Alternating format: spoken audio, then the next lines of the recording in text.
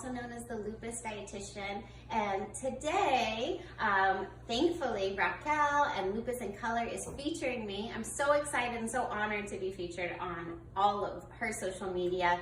It's such a great educational handle and account. So thanks for having me. Thanks for tuning in.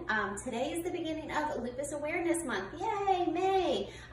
So I wanted to talk a little bit about myself as well as some really good tips and tricks for people with lupus. So who am I? I am the Lupus Dietitian. My name is Tanya.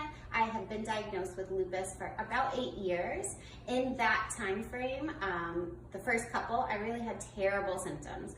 Joint pain, muscle pain, headache, fatigue, rashes, and at that point I had already been a dietitian for quite a few years, so I thought I was already eating really healthy. However, I didn't understand that what I was eating wasn't actually the best things for my body. It wasn't as anti-inflammatory as it needed to be. So I changed my whole diet. I did all the research. I applied all of the nutrition science that I know from my master's in nutrition and being a dietitian for so long, and figured out, wow, I make a couple changes with my diet, I make changes with my lifestyle, and I have been flare-free for 6 years. So of course, I want to help everybody else get these results. I've already done one group of my group program, and they're doing great. Really seeing their symptoms subside and their energy come up. And I help people one-on-one. But more about that later. Talking about lupus, there's a lot of symptoms to be mindful of. So first and foremost, if you have any abdominal pain, chest pain, joint pain, muscle pain, headaches, depression and anxiety can be symptoms of lupus because it does affect our brain and our neurons. Lupus also unfortunately affects our kidneys and our cardiovascular health. Now there's a lot of other symptoms too. Mouth sores, rashes, a lot of people, the most complained about symptom is fatigue because your immune system's in overdrive, so you're exhausted. However, back to the cardiovascular effects of lupus and how it affects our kidneys, we really have to be mindful. So if you ever see swelling in your legs or very quick weight gain, like over the course of a day or two, please go to the emergency room, call your doctor. This could be a sign that lupus is affecting your kidneys in a very bad way. Also, lupus affecting your kidneys, we can really only have one flare. After that, the goal is to make sure that you never have a flare again because kidney function doesn't come back. So those are some of the symptoms to really be mindful of and be wary of. Also, I have 5 tips that I wish I knew when I was first diagnosed with lupus. So the first one is make sure you have a doctor that you trust, that's listening to you, that is on your side, that's an advocate for you, and also taking your complaints seriously. So if you don't feel heard, fire that doctor, get a new doctor. There are more around. I know in some places it's a bit of a drive and it can be somewhat difficult, but I promise you, your life depends on it, and it's really important to be heard.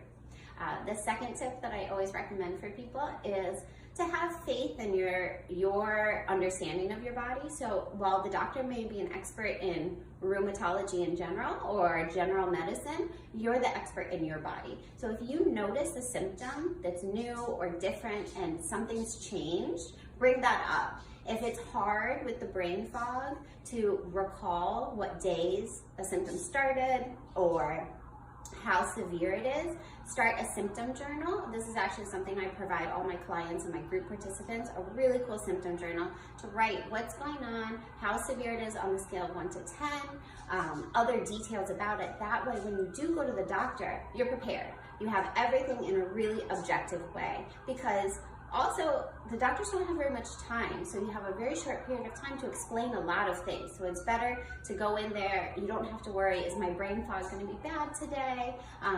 You go in prepared and you're ready. My third tip is always to have a support system. So not only do you need loved ones, may they be family, a spouse, friends, that understand what's going on, you also need the empathy. Chronic illness is hard. It's not easy.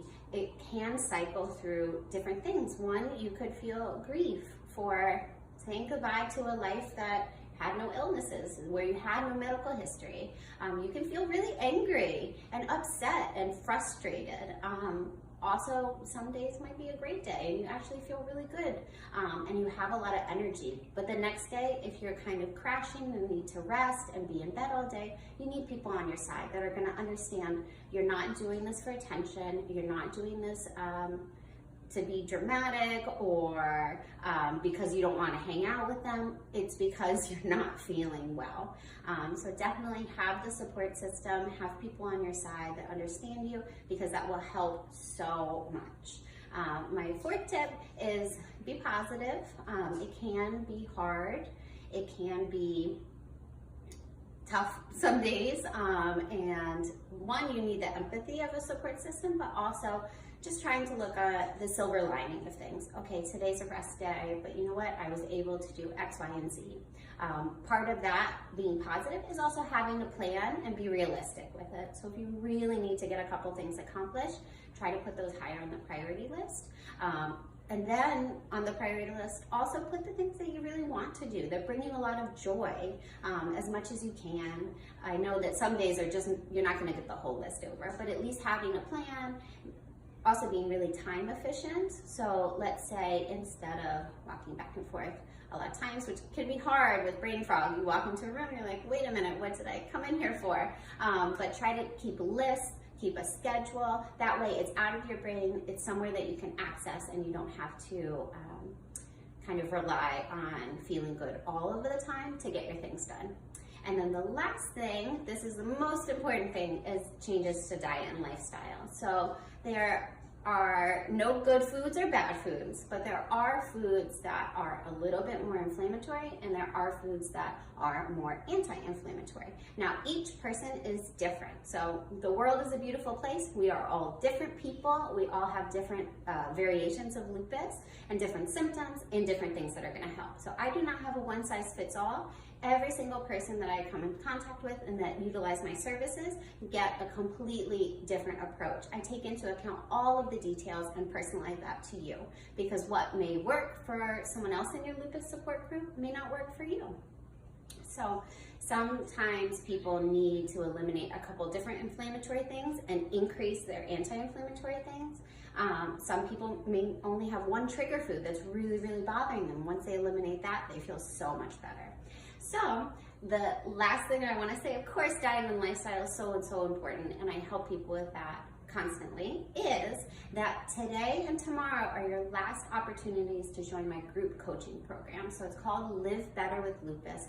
It is an amazing group coaching program. I have put together so many resources and handouts and workbooks to make every change as easy for you as possible. You get so much support from me, unlimited emails, unlimited messaging. I review your food logs for you.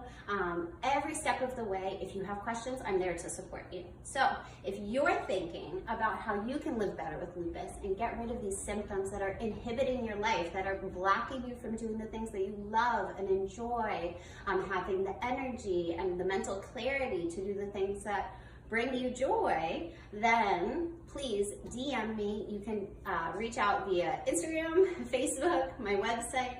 It's all The Lupus Dietitian. So at The Lupus Dietitian on Instagram, at The Lupus Dietitian on Facebook, and my website is www.thelupusdietitian.com. So please reach out. This is such a fantastic opportunity to not only have a support group of other people with lupus, to get my support 100%, but also walk you through every single step that will help you feeling your best. You can check out my Instagram to see testimonials from the last group, those graduates, talk about how their symptoms have been eliminated, how they feel so much better, that they feel like they don't even have the hindrance, the things blocking them from lupus anymore. So please reach out. I'm so excited to meet every one of you. I'm happy to answer any of your questions, and the group program starts on Tuesday, May 3rd. So happy Lupus Awareness Month, and have a fantastic rest of your Sunday.